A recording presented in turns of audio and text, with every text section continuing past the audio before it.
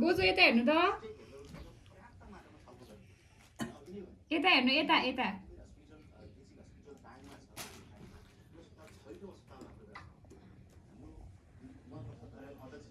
क्यामेराम्यानको photo खिच्दै मैले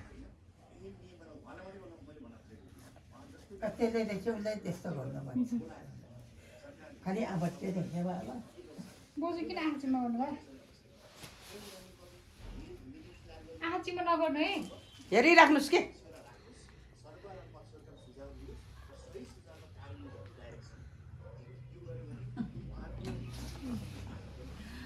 uncle आएपछि काट्ने ल भाउजू देखाइदिनु बेलुन उयो कलरको स्काई कलरको पो राम्रो अलिकति दामी आएको छ भिडियो ल